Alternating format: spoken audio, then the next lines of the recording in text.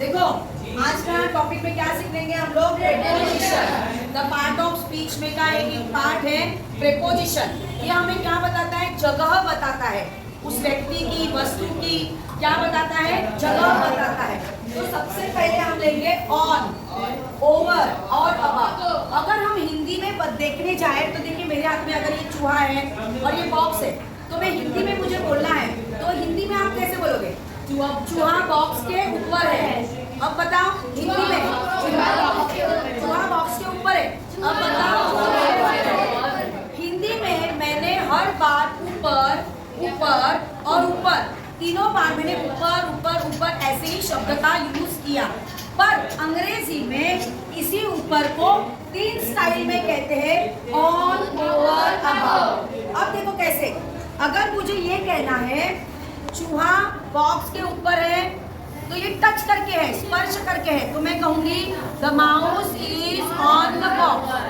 अगर वो किसी दूरी पर है ऊपर, तो मैं कहूंगी the mouse is over the box. अब वो बहुत ऊपर है, तो मैं कहूंगी the mouse is above the box. पर अब यहाँ पर जब टच करके है तो ऑन कहूंगी, यहाँ पर थोड़े डिस्टेंस पर है और वो स्थिर है, हिलता नहीं है, स्थिर है। जैसे पंखा देखो मेरे सर के ऊपर है, वो स्थिर है, तो मैं ये कहूंगी the fan is over my head. वो सीधा मेरे सर के ऊपर है और हिल नहीं रहा है, टच करके, स्पर्श करके है। तो कुछ डिस्टेंस पे है, हिलता नहीं है, या हिल भी रहा है तो भी चलेगा, उससे हम ओवर कहेंगे। क्योंकि हम ऐसे भी कह सकते हैं birds are over, birds are flying over my house, ऐसे भी कह सकते हैं। अब ये बहुत ऊपर है तो हम कहेंगे अबाउट। जैसे मैंने कहा the aeroplane is flying about my head, ठीक है, इस तरह से मैं कहूंगी। तो तीनों में आपको समझ में आया, ऑन, ओवर, अबाउट। अब यहाँ पर कुछ सेंटेंस मैंने दिए हैं, देखो यहाँ पर the mouse is on the table, ये तो सही है, ऑन आया। The fan is over my head, ये ऊपर, ये ऊपर, ये भी देखो। The aeroplane is about my head, ये टच करके ऊपर, ये थोड़ी डिस्टेंस पे ऊपर, और ये बहुत ऊपर। पर अब यहाँ पे और एक थोड़ा ध्यान दो, सेम सेंटेंस है पर मैंने प्लेस चेंज किया। मेरे सर के ऊपर है तो विमान तो यहाँ से नहीं जाएगा, वो बहुत ऊपर से ही जाएगा, ठीक है। अब यहाँ पर देखो मैंने ये वाला चेंज किया, द ग्राउंड किया, तो एरोप्लेन क्या है, ग्राउंड के ऊपर उसने लैंडिंग की है। तो अब यहाँ पर द ग्राउंड आया, तो इधर क्या अबाउट लिखोगे, क्या नहीं, क्या लिखोगे, अब यहाँ पे देखो टच करके, अब यहाँ पे देखो birds are flying over my house.